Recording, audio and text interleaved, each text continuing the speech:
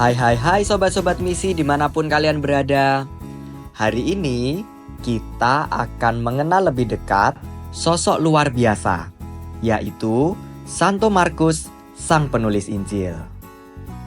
Meskipun Santo Markus bukan salah satu dari 12 rasul, ia memiliki peran penting dalam sejarah gereja Katolik. Markus atau Yohanes Markus adalah sepupu dari Santo Barnabas.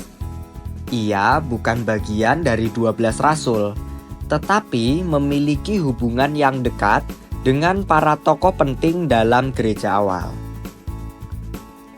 Markus adalah murid dan sahabat dekat Santo Petrus.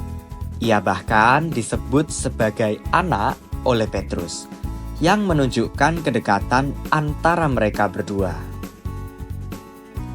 Markus pernah menemani Paulus dan Barnabas dalam perjalanan misionaris mereka.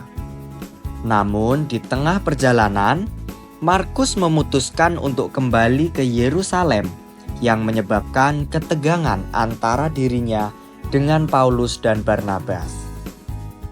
Meskipun demikian, hubungan mereka membaik di kemudian hari, dan Paulus mengakui pentingnya pelayanan Markus.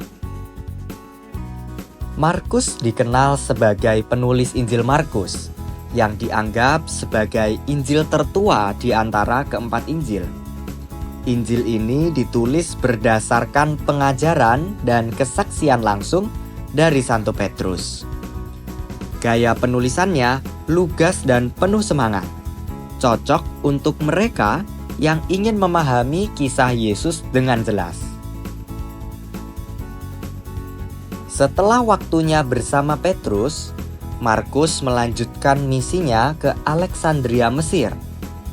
Di sana, ia mendirikan gereja dan menjadi uskup pertama.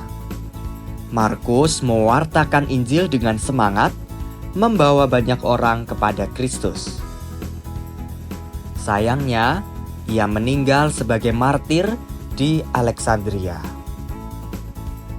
Nah, dari kisah Santo Markus ini, kita bisa belajar satu hal penting nih sobat. Kita tidak harus jadi orang terdepan atau terkenal dulu buat jadi berkat untuk orang lain. Markus memang bukan rasul utama, tapi dia setia menjadi teman seperjalanan para rasul, belajar dari mereka, dan akhirnya bisa menulis salah satu Injil yang dibaca jutaan orang sampai sekarang.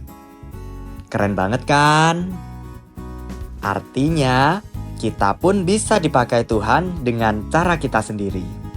Entah kita aktif di sekolah, pelayanan di gereja, atau sekedar menjadi teman yang baik untuk orang di sekitar kita.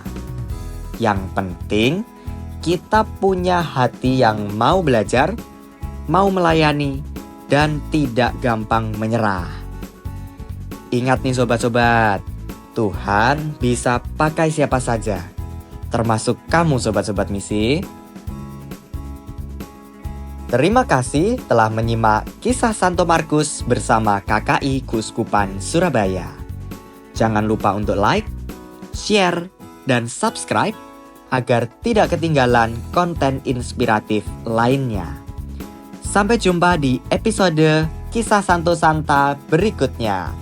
Salam misioner.